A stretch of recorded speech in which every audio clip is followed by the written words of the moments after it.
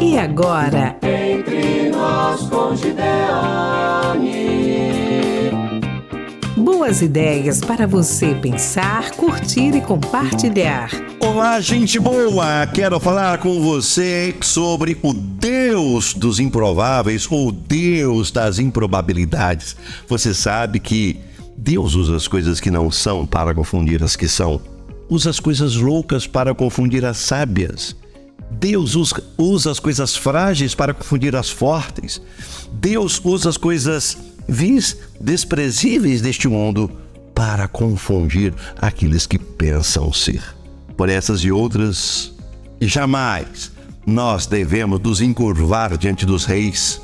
Alguns se encurvam diante dos reis por causa do poder que eles têm. Há quem se encurva diante dos generais por causa da força que possuem. Há quem se encurva diante dos governos por causa das benesses. Há quem se encurva diante das celebridades por causa da fama deles. Há quem se encurva diante das pressões por causa do medo. Mas nós nos encurvamos diante daquele que era, daquele que é e sempre será.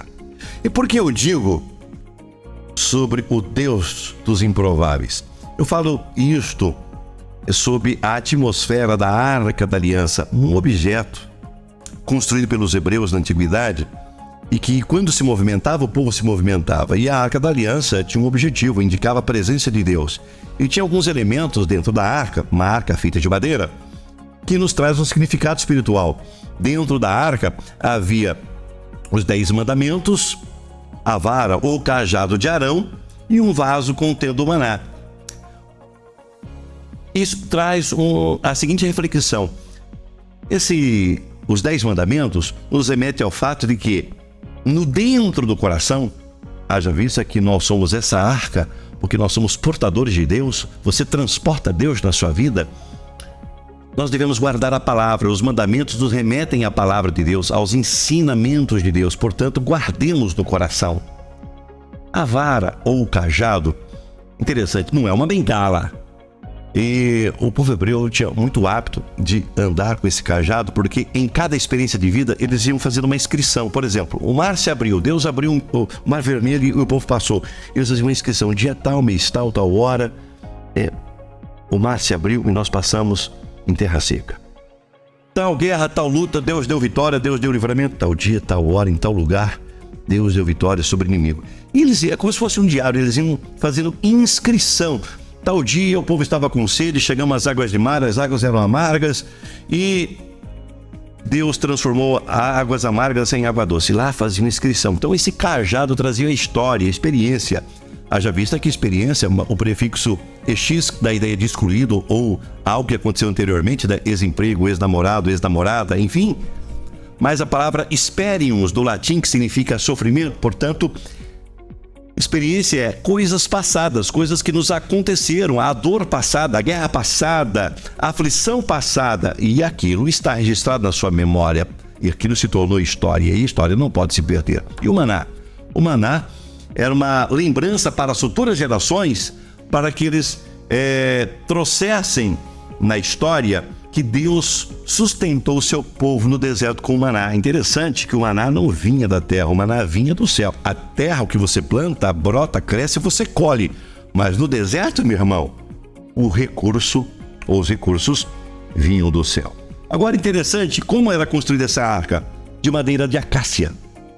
Nós aprendemos que para Deus nós fazemos o melhor, mas por que será que Deus ordenou que a Arca da Aliança fosse construída com madeira de acácia?